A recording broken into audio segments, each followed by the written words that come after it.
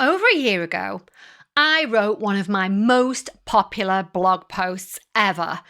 Is my boss a narcissist? The response was so huge from that article that in September 2022, I delivered training to over 400 HR professionals on narcissism in the workplace. Since then, I've gone on to train therapists, healthcare workers, and even more HR professionals on that topic. I've also delivered corporate training to hundreds of people on bullying in the workplace.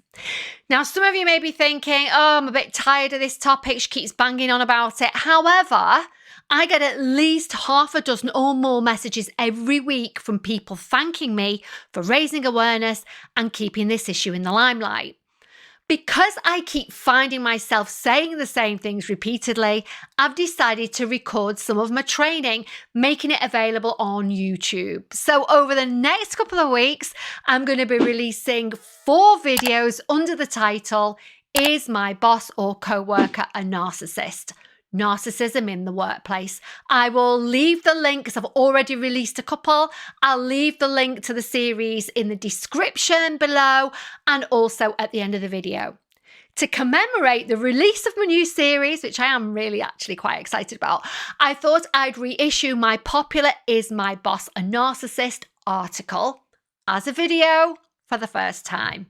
I'm Jo Banks. I've been a professional executive coach for almost 15 years, and I'm sharing what I know.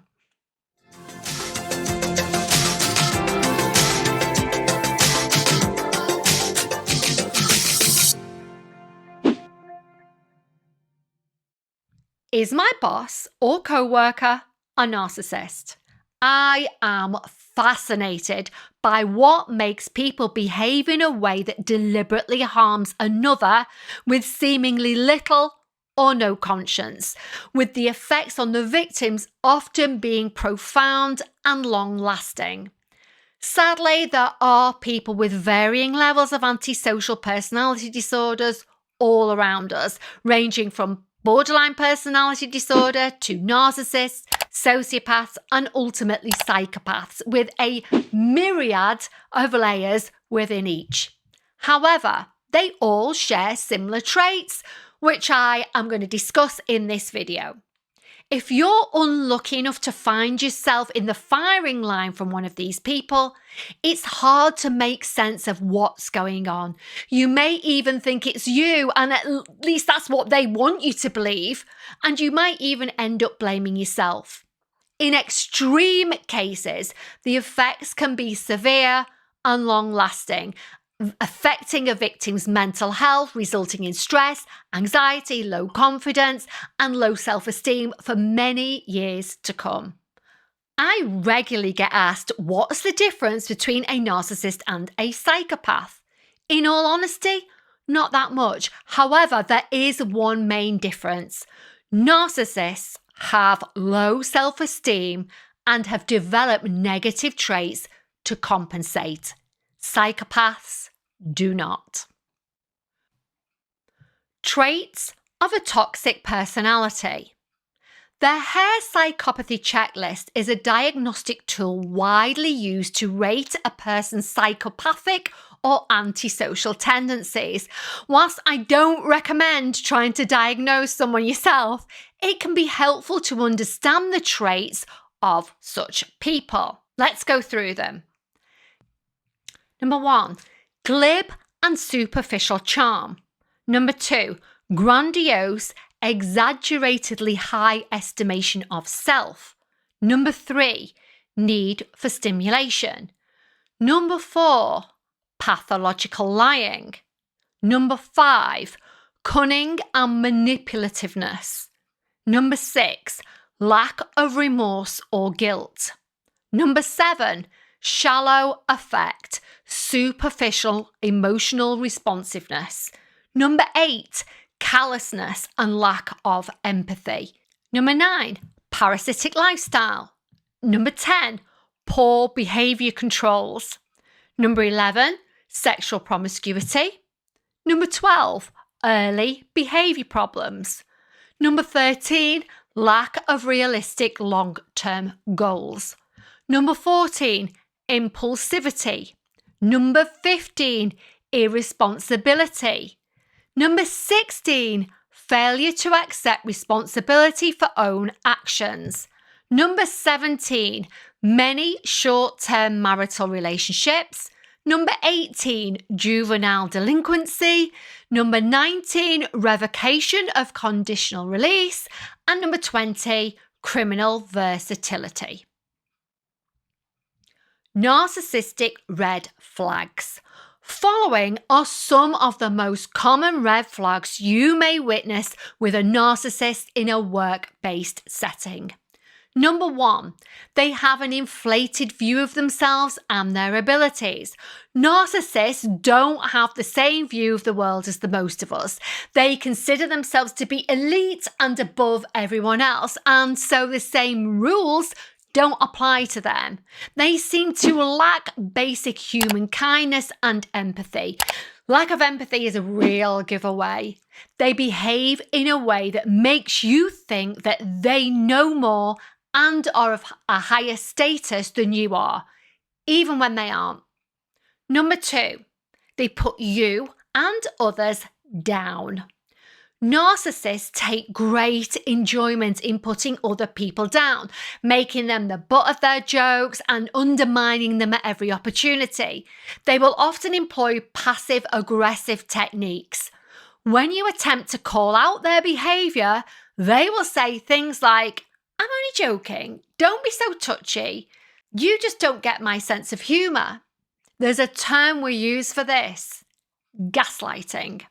Despite what a narcissist would have you believe, they are typically self-conscious and have substantial self-esteem issues, and so they build themselves up by putting others down. Number 3, they will never be happy for you.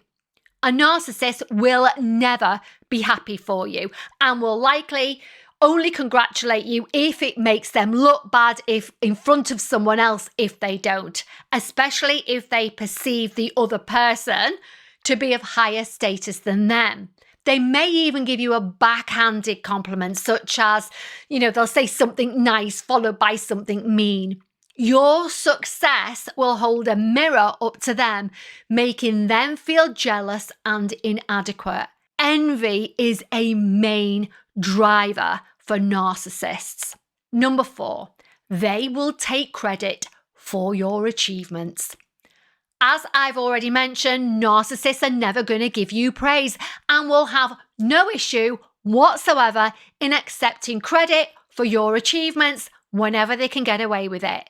They are not team players. They are totally self-centered. They will even convince themselves that they deserve to have the recognition you should have got, and they'll have no remorse whatsoever or see anything wrong with their actions. Number 5, they will gaslight you.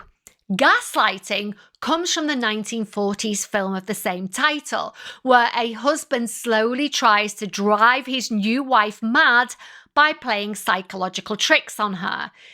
In a work scenario, gaslighting most commonly takes the form of selective recall or flat-out denial of the facts. In other words, lying.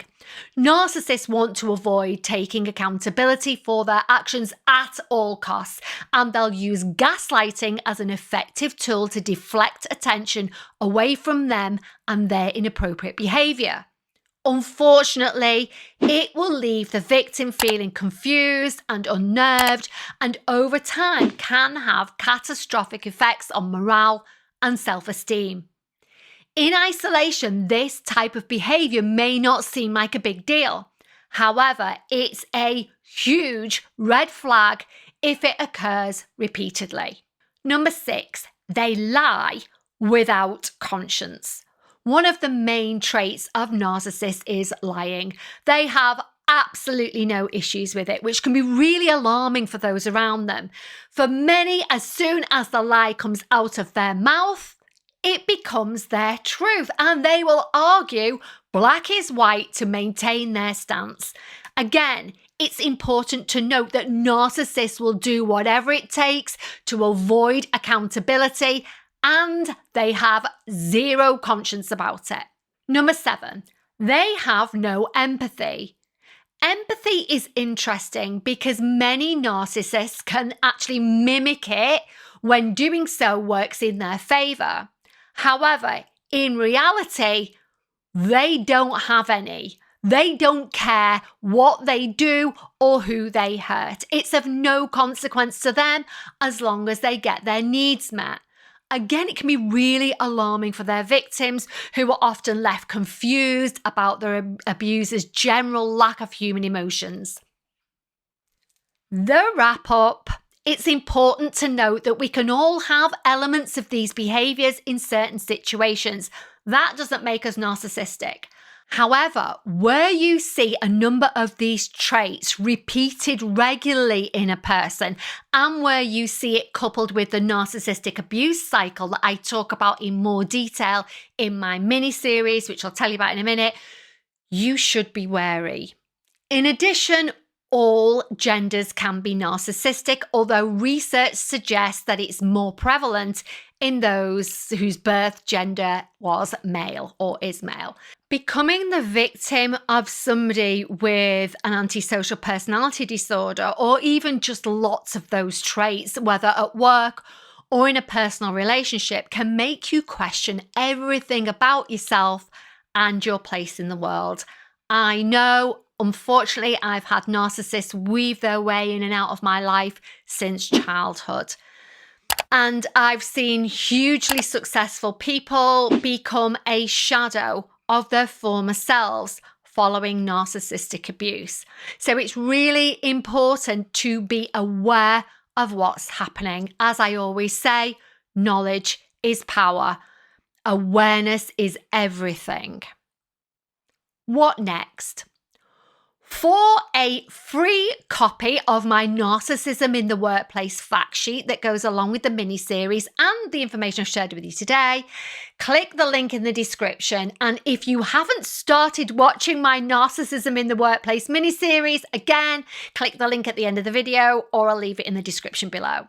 In the series, you're going to learn what drives a narcissist, types of narcissists, victims of a narcissist, the narcissistic abuse cycle, the Duluth power and control model, which covers coercive control, whether a narcissist can change, and also really important information on how to deal with narcissistic bullying, both from a personal perspective and from an organizational perspective.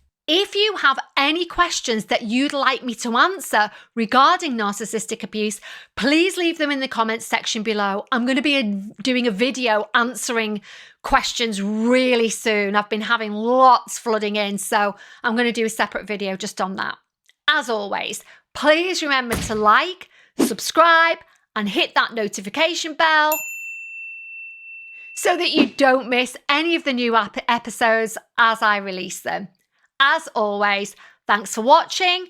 Thank you to everybody who watches until the very end, and thank you for your continued support.